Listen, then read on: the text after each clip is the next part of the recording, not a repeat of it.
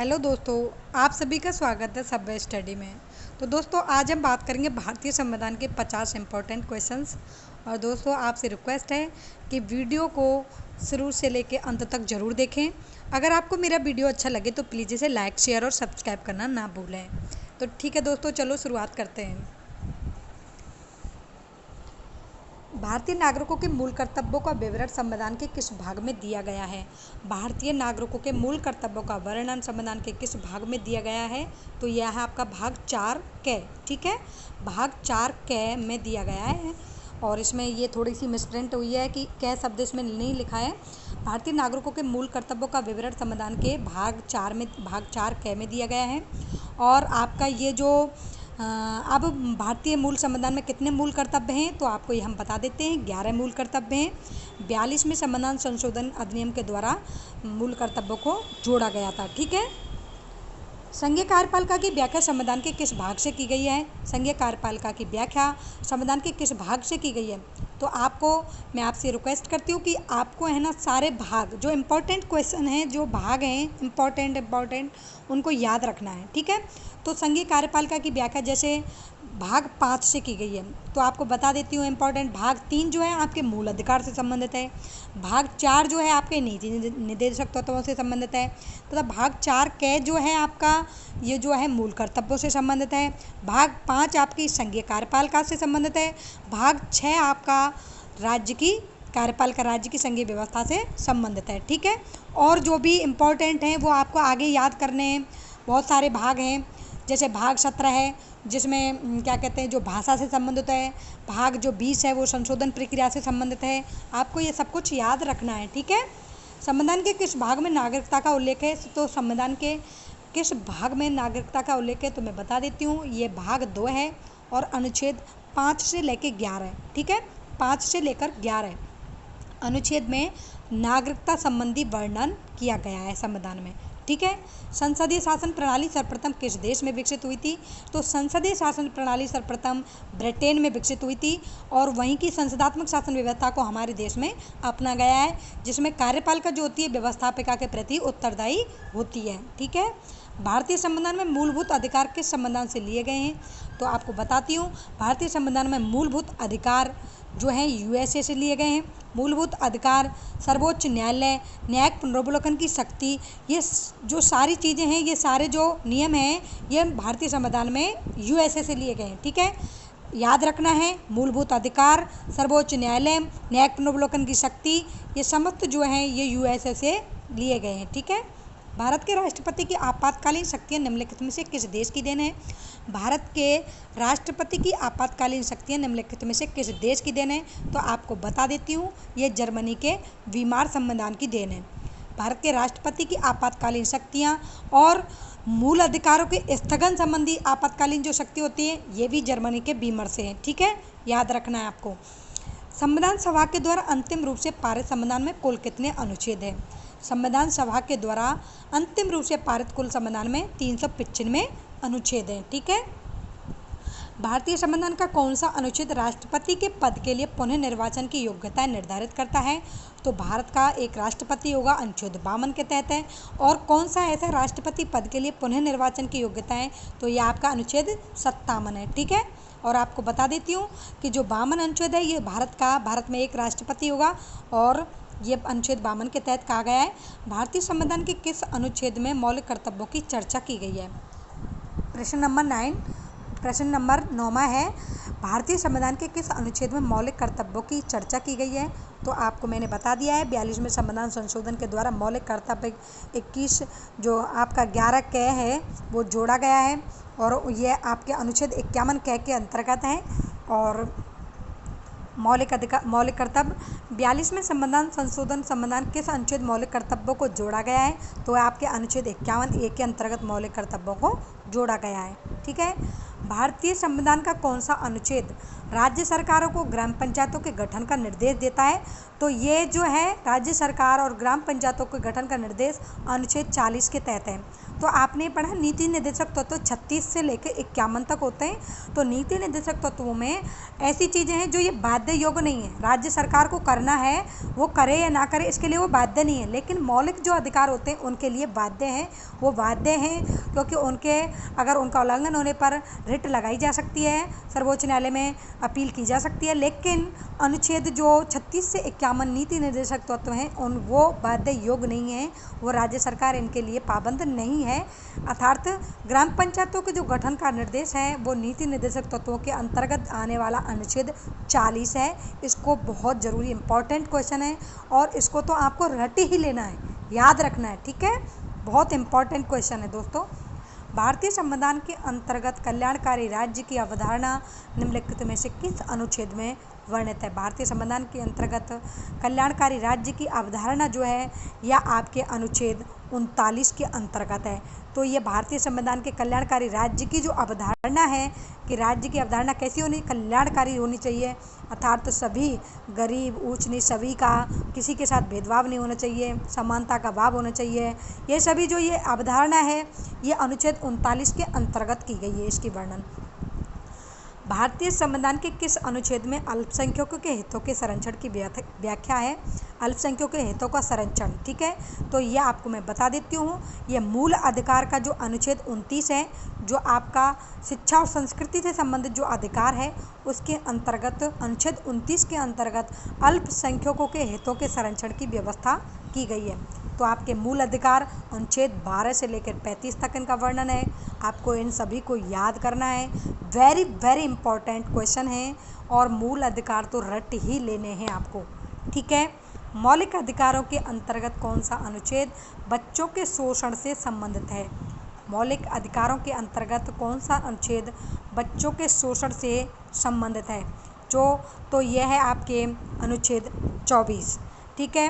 तो शोषण के विरुद्ध अधिकार कौन सा मौलिक अधिकार है आपका? शोषण के विरुद्ध अधिकार अनुच्छेद 23 से लेकर 24 में इनका वर्णन है।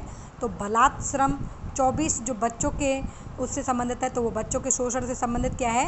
अनुच्छेद 24 के अंतर्गत है, ठीक है। भारतीय संविधान किस अनुच्छेद में प्रेस की स्वतंत्रता दी गई है? भारतीय संविधान के किस अनुच्छेद में प्रेस की स्वतंत्रता दी गई है? तो ये आपका अनुच्छेद है 19, जो कि स्वतंत्रता का जो मौलिक अधिकार है अनुच्छेद 19 से लेकर 22, ठीक है। तो फर्स्ट नंबर का जो अनुच्छेद है स्वतंत्रता के अधिकार में अनुच्छेद 19, उसमें प्रेस की स्वतंत्रता को दिया गया है, ठीक है। भारतीय संविधान के किस अनुच्छेद के अंतर्गत नागरिकों को मौलिक अधिकार प्रदान किए गए हैं? तो इसमें आप इसमें गलत बताया है। इसमें भारतीय संविधान के नागरिकों को मौलिक अधिकार जो है 12-35 में प्रदान किए गए हैं, अनुच्छेद 12 से लेकर 35 में, ठीक है। 5 से लेकर 11 में आपके इसमें नागरिकता से संबंधित है, ठीक है। ये गलत है, क्वेश्चन कुछ बोल रहा है, आंसर इसमें गलत है। ये इसको आप याद रखना है। 5 से 11 नागरिकता से संबंधित उल्लेख किया गया अनुच्छेद में, और 12 से लेकर 35 अनुच्छेदों में मौलिक अधिकारों से संबंधित अनुच्छेद हैं, ठीक है। भारत को राज्यों का संघ किस अनुच्छेद में कहा गया है? तो आप बताइए। बहुत इम्पॉर्टेंट क्वेश्चन है, बहुत इम्पॉर्टेंट क्वेश्चन है। तो प्लीज़ आप इसको सोचिए, कितना मज़ेदार क्वेश्चन है। तो इसको आप बताइए, भारत को राज्यों का संघ किस अनुच्छेद में कहा गया है? तो फर्स्ट नंबर में कहा गया है, अर्थात हमारा देश राज्यों का संघ होगा। राज्यों का संघ, हमारा देश कैसा है? राज्यों का संघ है, राज्यों का यूनियन है, ठीक है। भारत के संविधान के किस अनुच्छेद के अंतर्गत भारत के राष्ट्रपति पर महाभियोग चलाया जा सकता है? तो किस अनुच्छेद में भारत के राष्ट्रपति पर महाभियोग चलाने की प्रक्रिया है? तो वह आपका अनुच्छेद 61, ठीक है। राष्ट्रपति से संबंधित जितने भी अनुच्छेद हैं आपको याद रखने हैं, आपको याद ही करना है। अगर आपको कोई भी प्रतियोगी परीक्षा पास करनी है तो दोस्तों इन सबको रट के फेंकना होगा। भारतीय संविधान में ये सारे क्वेश्चन बहुत वेरी वेरी इंपॉर्टेंट क्वेश्चन हैं। तो प्लीज़ राष्ट्रपति पर महाभियोग 61, राष्ट्रपति पर महाभियोग अनुच्छेद 61, ठीक है। संविधान के किस अनुच्छेद में उपराष्ट्रपति पद का प्रावधान किया गया है? तो उपराष्ट्रपति पद का प्रावधान किया गया है तो आपका ये अनुच्छेद 63 है, ठीक है। आपको मैं एक बात बताती हूँ, आप इस चीज़ को याद रख लेना कि 52 से लेके 57-58 तक जो ये सारे 50 वाली जो लाइन है वो आप राष्ट्रपति को दे दीजिए, जो देश का सबसे बड़ा प्रथम नागरिक है, जो देश का सबसे बड़ा क्या कहते हैं शासक है। तो आप 50 से लेके 50 की पूरी लाइन उसको दे दीजिए, और उसके बाद 63 वाली लाइन सीधे से आप उससे छोटे उपराष्ट्रपति को दे दीजिए, और थोड़ी उससे जो बड़ी उससे आगे वाली जो लाइन है उसको आप प्रधानमंत्री के लिए दे दीजिए। तो इस तरीके से आप इनको याद रख सकते हैं, कंफ्यूज नहीं होंगे। ठीक है, अगर 50-52 वाली लाइन जो है राष्ट्रपति के लिए, 63 की जो वो है 63 से 64 जो अनुच्छेद हैं वो उपराष्ट्रपति के लिए, और 74 से 75 जो अनुच्छेद हैं वो आपके प्रधानमंत्री के लिए दे दीजिए, और जो अनुच्छेद 76 आ जाएगा वो आप महान्यायवादी को दे दीजिए। ठीक है, इस तरीके से याद रख सकते हैं आप। संविधान के किस अनुच्छेद के अंतर्गत मंत्रीगण सामूहिक रूप से लोकसभा के उत्तरदायी होते हैं? तो किस अनुच्छेद में कहा गया है बताइए? मंत्रीगण जो होते हैं सामूहिक रूप से लोकसभा के अनुच्छेद 75 में, ये अनुच्छेद 75 के अंतर्गत ये बात कही गई है। अनुच्छेद 74 में ये कहा गया है कि भारत का एक प्रधानमंत्री होगा जिसकी नियुक्ति राष्ट्रपति करेगा। ठीक है, मंत्रिपरिषद की समझ सकती, वास्तविक रूप से हमारे देश का वास्तविक प्रधानमंत्री परिषद का वास्तविक मुखिया जो होगा, क्या कहते हैं, नाम मात्र का जो मुखिया है वो राष्ट्रपति होता है, और क्या कहते हैं वास्तविक जो मुखिया है वो प्रधानमंत्री होगा। यह अनुच्छेद 74 में की गई है बात। लेकिन मंत्रीगण सामूहिक रूप से लोकसभा के प्रति उत्तरदायी, क्योंकि प्रधानमंत्री कौन है? वो लोकसभा में बहुमत दल का सबसे बड़ा नेता होता है। ठीक है, तो सामूहिक रूप से लोकसभा किसके प्रति उत्तरदायी है? तो वह है अनुच्छेद 75। ठीक है, राष्ट्रपति सर्वोच्च न्यायालय से संविधान के किस अनुच्छेद के अंतर्गत परामर्श ले सकता है? तो राष्ट्रपति सर्वोच्च न्यायालय से संविधान के किस अनुच्छेद के अंतर्गत? तो राष्ट्रपति 143वां जो अनुच्छेद है 143, 143वां जो अनुच्छेद है वो सर्वोच्च न्यायालय से, हाँ, राष्ट्रपति इसके लिए बाध्य नहीं है कि वो उसके परामर्श को माने या ना माने। ठीक है, परामर्श ले सकता है, मानना ना मानना राष्ट्रपति के ऊपर है। ठीक है, तो आपका ये अनुच्छेद 143 में इसका उल्लेख किया गया है। संविधान के किस अनुच्छेद में सर्वोच्च न्यायालय के न्यायाधीश पर महाभियोग चलाए जाने का प्रावधान है? कौन सा ऐसा अनुच्छेद है जिसमें सर्वोच्च न्यायालय के न्यायाधीश पर महाभियोग चलाए जाने का प्रावधान है? तो आप दोस्तों दो अनुच्छेद इम्पॉर्टेंट, इनको याद रख सकते हैं। अनुच्छेद 123 जो होता है वो राष्ट्रपति को अध्यादेश लाने की शक्ति प्रदान करता है, और अनुच्छेद 124 जो होता है वो सर्वोच्च न्यायालय के न्यायाधीश पर महाभियोग चलाए जाने का प्रावधान करता है। ठीक है, अनुच्छेद 124 सर्वोच्च न्यायालय के न्यायाधीश पर महाभियोग चलाए जाने का प्रावधान करता है। ठीक है, संविधान के किस अनुच्छेद में धन विधेयक की परिभाषा दी गई है? तो धन 10, धन 10, धन 10। ठीक है, इस तरीके से याद रख सकते हैं। अनुच्छेद 110 धन विधेयक की परिभाषा दी गई है अनुच्छेद 110 के अंतर्गत।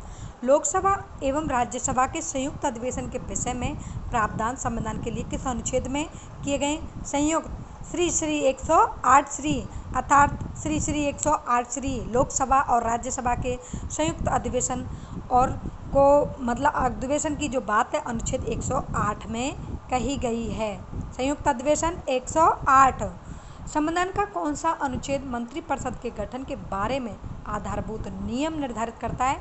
तो मंत्रिपरिषद के गठन के बारे में आधारभूत नियम जो है आपका अनुच्छेद 75 है। अनुच्छेद 75 ही मंत्रिपरिषद लोकसभा के प्रति सामूहिक रूप से उत्तरदायी होगी, ये बात अनुच्छेद 75 में कही गई है। ठीक है, भारत में महान्यायवादी की नियुक्ति से संबंधित अनुच्छेद कौन सा है? भारत में महान्यायवादी, तो आप प्रधानमंत्री से, महान्यायवादी कौन? प्रधानमंत्री से थोड़ा नीचे कर दो अनुच्छेदों में, तो अनुच्छेद 76, अनुच्छेद 74, 75 प्रधानमंत्री से संबंधित है, तो अनुच्छेद 76 आपका महान्यायवादी से संबंधित है। ठीक है, कौन सा अनुच्छेद संसद के 2 अधिवेशन कह सकते हैं? इसको क्वेश्चन को घुमा के कहा गया है, बस कुछ नहीं है इसमें। संसद के 2 अधिवेशनों के मध्य, संसद के अधिवेशन हो रहे होते हैं उनके मध्य 2 अधिवेशनों के 6 माह के अंतराल की अनिवार्यता करता है, तो वह आपका अनुच्छेद 85 है। और एक क्वेश्चन और बनता है दोस्तों इसमें, अनुच्छेद 85 जो है लोकसभा के भंग होने की उल्लेख भी अनुच्छेद 85 के अंतर्गत है। लोकसभा को भंग करने की शक्ति अनुच्छेद 85 के अंतर्गत निहित है। राष्ट्रपति लोकसभा को भंग अनुच्छेद 85 के अंतर्गत कर सकता है। ठीक है, भारतीय संविधान के किस अनुच्छेद में नैसर्गिक न्याय के प्रसिद्ध सिद्धांत सुनवाई के अधिकार का समावेश किया गया है? ठीक ठीक है दोस्तों, आपसे मेरी ये रिक्वेस्ट है कि मैं आपको ये लगता है कि मैं तेज तेज पढ़ाती हूँ, तेज तेज मतलब क्वेश्चन सॉल्व करवाती हूँ, ये नहीं। तेज तेज क्वेश्चन पढ़ाने से मेरा ये टारगेट रहता है कि 50 क्वेश्चन कम टाइम में हमारे 50 क्वेश्चन क्लियर होना हर रोज़। 5-10 मिनट के अंदर 50 क्वेश्चन कर लो आप, कितनी बड़ी बात है। हर रोज़ इसको रिवाइज करोगे, मैं पक्का, मेरी पक्की गारंटी के साथ कहती हूँ, आप कभी भी किसी भी एग्ज़ाम में फेल नहीं हो सकते। तो प्लीज़, रही बात आपकी, आपने ये कहानी, ये कहावत सुनी होगी, करत करत अभ्यास के जड़ मत होत सुजान, रस्सी आवत जात से सिल पर पड़त निशान। ठीक है, आप समझ रहे होंगे, बार बार अभ्यास करने से पत्थर पर भी निशान पड़ जाता है। तो आप हर रोज़ मेरे 50 इंपॉर्टेंट क्वेश्चन, हाथ जोड़कर रिक्वेस्ट है आपसे, इनको हर रोज़ रिवाइज करते रहें। भारतीय संविधान के किस अनुच्छेद में नैसर्गिक न्याय के प्रसिद्ध सिद्धांत सुनवाई के अधिकार का समावेश किया गया है? तो आपका ये अनुच्छेद 311 है। ठीक है, भारतीय संविधान के किस अनुच्छेद में सुनवाई के अधिकार का समावेश किया गया है? अनुच्छेद 311 में। भारतीय संविधान के किस अनुच्छेद के अंतर्गत वित्त आयोग का गठन? इम्पॉर्टेंट क्वेश्चन है, वेरी वेरी इम्पॉर्टेंट। अनुच्छेद 280। धन विधेयक अनुच्छेद 110, वित्त आयोग अनुच्छेद 280। ठीक है, संविधान के किस अनुच्छेद द्वारा लोक सेवाओं को संरक्षण प्रदान किया गया है? संविधान के किस अनुच्छेद के द्वारा लोक सेवाओं को संरक्षण प्रदान किया गया है? तो आपको बता देती हूँ, यह अनुच्छेद 311 के अंतर्गत लोक सेवाओं को संरक्षण प्रदान करने की बात की गई है इसमें। ठीक है, क्षेत्रीय परिषद का सृजन हुआ था, तो क्षेत्रीय परिषद जो थी, इसका सृजन संसदीय कानून के द्वारा, संसद के द्वारा जो कानून बनाया गया तब क्षेत्रीय परिषद का सृजन हुआ था। ठीक है, क्षेत्रीय परिषदों का गठन किसके द्वारा किया जाता है? तो क्षेत्रीय परिषद को गठन जो है, मैं आपको बता देती हूँ, ये राष्ट्रपति के द्वारा किया जाता है। ठीक है, सामान्यतः किसी क्षेत्रीय परिषद की अध्यक्षता कौन करता है? सामान्यतः किसी क्षेत्रीय परिषद की अध्यक्षता कौन करता है? तो वह आपका केंद्रीय गृह मंत्री जो होता है, क्षेत्रीय परिषद की अध्यक्षता करता है। क्षेत्रीय परिषदों के गठन के संबंध में किस वर्ष प्रावधान किया गया था? तो आप 1950, जो कि आपको ये याद ही है, 1950 में इसका क्षेत्रीय परिषदों के गठन के संबंध में, सॉरी ये गलत है, मुझसे गलती हो गई, सॉरी इस बात के लिए। क्षेत्रीय परिषदों के गठन के संबंध में किस वर्ष प्रावधान किया गया था? तो ये आपका 1956, अर्थात 1956। 1 नवंबर 1956 को क्या हुआ था दोस्तों? 1 नवंबर 1956 को हमारे राजस्थान का पुनर्गठन कंप्लीट हुआ था, 7 चरणों में हुआ था जो, इसलिए इसको इस तरीके से याद रख सकते हैं। क्षेत्रीय परिषदों का गठन भी 1956 में ही किया गया। ठीक है, क्षेत्रीय परिषद हैं, क्षेत्रीय परिषद कैसी हैं ये परामर्शदात्री इकाइयाँ हैं। ठीक है, ये परामर्शदात्री इकाइयाँ हैं। किस प्रधानमंत्री के कार्यकाल में अंतर्राज्यीय परिषद का प्रथम बार गठन किया गया? अंतर्राज्यीय परिषद का प्रथम बार गठन बीपी सिंह। और आपको मैं ये अनुच्छेद भी बता देती हूँ, अंतर्राज्यीय परिषद अनुच्छेद 163। ठीक है, अनुच्छेद 163 के तहत दोस्तों, 163 के तहत अंतर्राज्यीय परिषद का प्रथम बार गठन बीपी सिंह के द्वारा किया गया था। योजना आयोग की स्थापना किस वर्ष की गई थी? योजना आयोग की स्थापना आपके 1950 ईस्वी में, योजना आयोग की स्थापना 1950 ईस्वी में की गई थी। आपको मैंने ये पहले भी बताया है, 26 जनवरी 1950 को हमारा देश लागू हुआ था। क्षेत्रीय परिषदों का पुनर्गठन जो हुआ था वो 1956 में हुआ था। योजना आयोग की स्थापना जो थी 1950 में ही हो गई थी। योजना आयोग ने संघवाद को निरस्त कर दिया, यह कथन किसका है? तो ये अशोक चंदा जो थे, इन्होंने कहा था कि योजना आयोग ने संघवाद को निरस्त कर दिया। और योजना आयोग से सर्वाधिक प्रभावित हुआ है, सबसे ज़्यादा प्रभाव किस पर पड़ा है? तो ये आपके वित्त आयोग पर। ठीक है, आपके वित्त आयोग पर प्रभाव पड़ा है। निम्नलिखित में से कौन सा एक संवैधानिक निकाय नहीं है? और आपको बता देती हूँ, वित्त आयोग का गठन अनुच्छेद 280। ठीक है, अनुच्छेद 280 याद रखना है, इम्पॉर्टेंट क्वेश्चन है, वेरी वेरी इम्पॉर्टेंट। ठीक है दोस्तों, ये कैसा क्वेश्चन है? Very very important. वित्त आयोग का गठन अनुच्छेद 280। निम्नलिखित में से कौन सा एक संवैधानिक निकाय नहीं है? निम्नलिखित में से कौन सा एक संवैधानिक निकाय नहीं है? तो वह आपका ये योजना आयोग। संवैधानिक निकाय नहीं है। ठीक है, देखते हैं ये सही है नहीं है। योजना आयोग संवैधानिक निकाय नहीं है, तो ये क्या है, ये एक परामर्शदात्री संस्था है, स्वतःशासी निगम है। ठीक है, ये क्या है, ये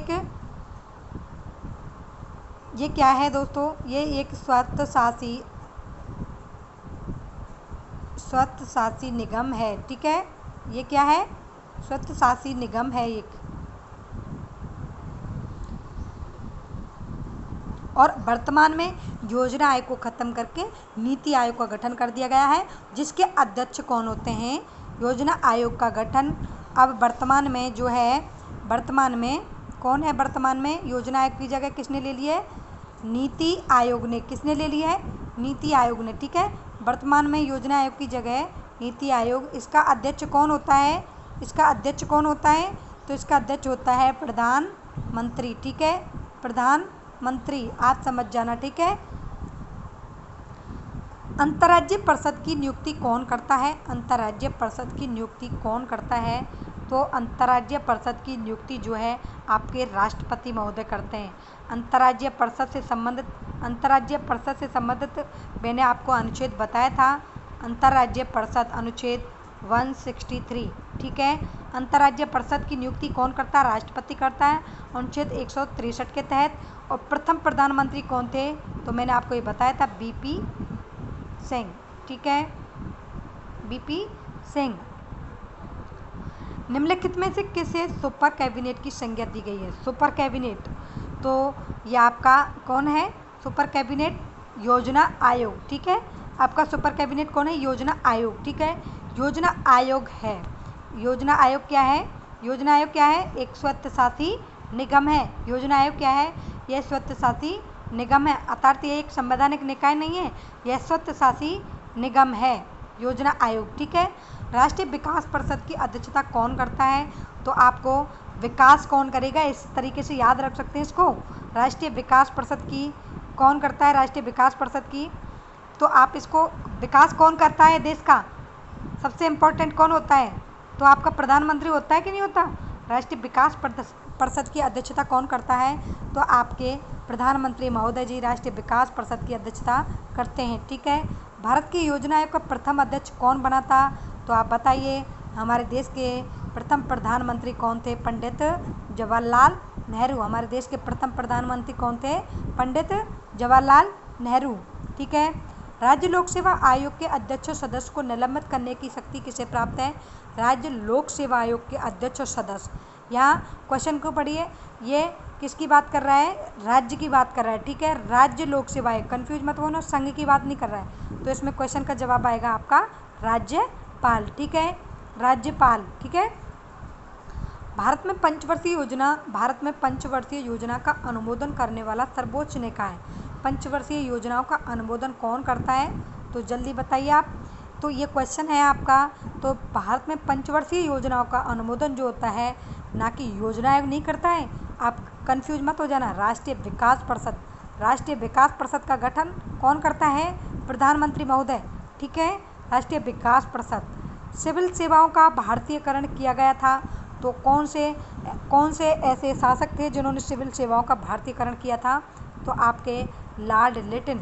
ठीक है, लॉर्ड लिटन सिविल सेवाओं का भारतीयकरण करने वाले कौन से शासक थे, सिविल ला आ रहा है ना इसमें, इस तरीके से याद कर सकते हो, लिटन, नाम उस शासक का ला से चालू, लिटन। ठीक है, तो सिविल सेवा संबंधित लॉर्ड लिटन के द्वारा। ठीक है, अखिल भारतीय सेवाओं का गठन कर सकता है कौन, तो अखिल भारतीय सेवाएं जो हैं उनका गठन कौन कर सकता है, तो आपका अखिल भारतीय सेवाओं का गठन जो होता है ये संसद करती है, और ये अनुच्छेद किसके अंतर्गत करती है, अनुच्छेद मैं आपको बता देती हूँ, अनुच्छेद 312। ठीक है, अखिल भारतीय सेवाओं का गठन अनुच्छेद 312 के तहत ये अखिल भारतीय सेवाओं का गठन कर सकती है संसद। ठीक है, निम्नलिखित में से कौन सा देश जिसमें सिविल लोक सेवा की प्रतियोगी परीक्षा सबसे पहले शुरू की गई थी, तो आपको याद रखना है कौन सा देश है जहाँ सिविल लोक सेवा के लिए प्रतियोगी परीक्षा सबसे पहले शुरू की गई थी, तो आपका चीन। ठीक है, तो आपका चीन देश जो है यहाँ लोक सेवा के प्रतियोगी परीक्षाओं के लिए सिविल सेवा शुरू की गई थी। थैंक यू दोस्तों। अगर आपको मेरा वीडियो अच्छा लगा हो, अगर आपको मेरी ये अच्छा लगा हो पढ़ाना, तो प्लीज़ इसे लाइक शेयर सब्सक्राइब करना ना भूलें दोस्तों। इसे जितना हो सके शेयर करें।